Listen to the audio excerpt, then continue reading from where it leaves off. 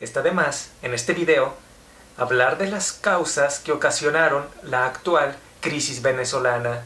Pues todos sabemos que si el sector productivo de un país lo expropia un gobierno, la productividad colapsará, se estancará. Pues un gobierno solo es un órgano administrativo no productivo, y es el trabajo y la producción de los ciudadanos lo que significa la riqueza de una nación. Adam Smith nos dice que los bienes siempre cambian de valor. Lo que puedas adquirir con el valor de tu dinero no siempre será lo mismo, pues el valor del dinero cambia constantemente. Ahora, entonces, ¿qué podemos decir que le da valor a las cosas? Adam Smith nos dice entonces que en toda época y en toda circunstancia en la historia de la humanidad, lo que cuesta mucho de obtener es caro, y barato lo que se adquiere con poco trabajo. Por tanto, es el trabajo la unidad universal de medida que le da valor a todos los bienes materiales, en todo momento y en todo lugar. Tras lo anterior, el poder adquisitivo de los venezolanos es tan débil que incluso les cuesta obtener los bienes de primera necesidad. Son muy caros porque son difíciles de adquirir. Y estos bienes cuestan mucho trabajo de obtener precisamente porque no se producen. Por lo anterior, la solución al problema económico de Venezuela no se resuelve con criptomonedas, ni con restarle ceros a los números de los billetes, o ni siquiera incluso con respaldar la moneda con oro. La única solución es la producción, pues con ella se abastece a la ciudadanía, primero, de los bienes indispensables, y en un segundo tiempo de bienes industriales de otro tipo. Si Venezuela renace su campo, de tal forma que no solo le dé abastecimiento a su población, sino supongamos que comercialice e intercambie sus productos agropecuarios con otras naciones, eso obligaría a las otras naciones a reconocer, equilibrar y nivelar la moneda venezolana con la de ellos. Porque si el bolívar venezolano es una moneda sumamente débil con respecto a las demás monedas, pero a su vez, con ella, el venezolano puede adquirir y abastecerse eficazmente con productos del campo, dado una buena producción. Al exportar dichos productos a otros países, esos otros países tendrían muchos problemas con los productos venezolanos, pues al ser tan baratos, la industria de esos países correría el riesgo de no poder competir con los precios tan bajos de los productos venezolanos.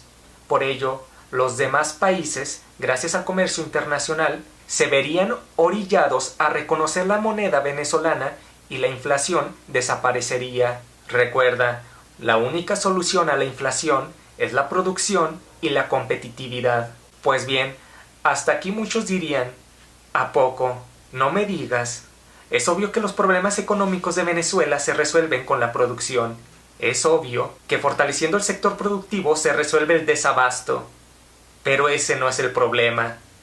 El problema es que el sector productivo fue secuestrado o expropiado por una dictadura política, incluyendo, obviamente, el sector del campo desde Chávez. Pero hagamos un supuesto. Incluso aunque Venezuela tuviera mucha producción e industria de todo tipo, sufre de sanciones económicas por parte de Estados Unidos, país que impone sanciones a naciones cuyos gobiernos no se someten a sus intereses, y que además dichas sanciones no tienen nada que ver con el tema de la moral. De lo contrario, ¿por qué Estados Unidos no le impone sanciones económicas a países como Arabia Saudita que violan los derechos humanos de las mujeres, o a minorías como los homosexuales o a personas que no profesan el Islam? ¿Por qué Estados Unidos no le impone sanciones económicas a países como Israel, cuyo régimen ha sido causante de miles de muertes de niños en Palestina? Estados Unidos no impone sanciones económicas en función de qué gobierno es bueno o malo, sino en función de sus intereses económicos. Tras lo dicho, Venezuela tiene un problema interno y otro externo. El interno es el régimen que expropia las industrias, y el problema externo es Estados Unidos, que le impone sanciones económicas.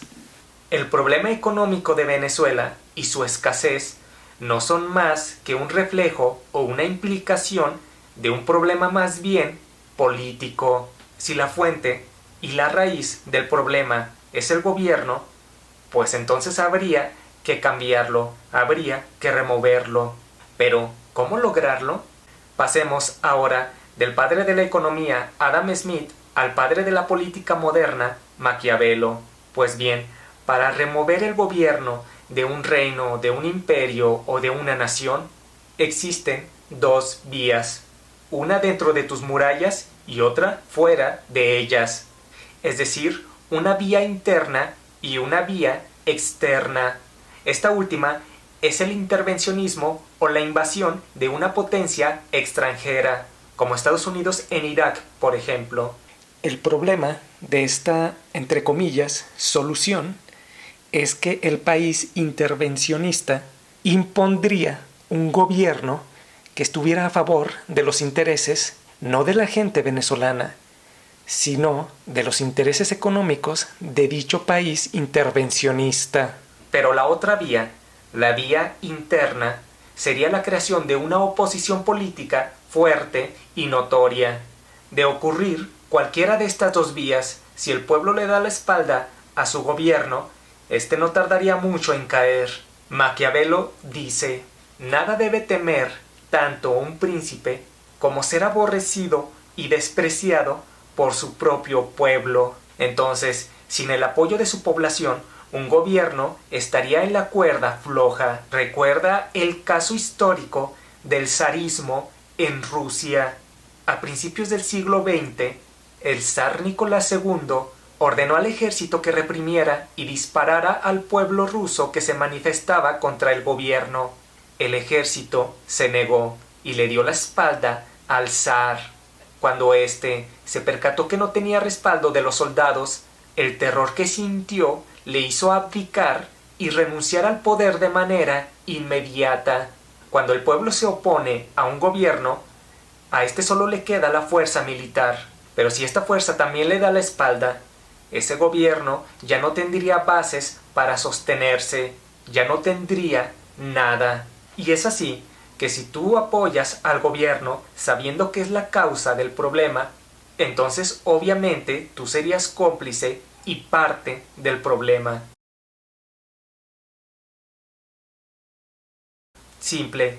Tienes que crear un sistema de organización política que no le brinde privilegios absolutamente a nadie. Un sistema manejado por los ciudadanos y que no acalle ni elimine las decisiones ciudadanas por supuestos representantes que terminan más bien por saciar sus propios intereses personales. Y es que, aunque una persona sea noble, si la colocas en un lugar privilegiado, donde esté tentado a satisfacer sus deseos personales, es muy probable que lo haga. Por ello, los sistemas representativos tienden a la corrupción. Cabe mencionar que la verdadera democracia es aquella en la que los ciudadanos deciden las cuestiones fundamentales de su sociedad, sin representantes ni mandatarios. Una democracia directa puede lograrse usando la tecnología actual. De esta forma, la ciudadanía, usando un medio digital, podría votar por proyectos plasmados en dicha plataforma y que a su vez crea que pueden resolver los problemas o necesidades que afronta su sociedad. Y al hacerlo, comprometería sus impuestos para hacer del proyecto por el cual votó una realidad. Habrá ciudadanos quienes voten por proyectos de seguridad porque crean que son los más prioritarios.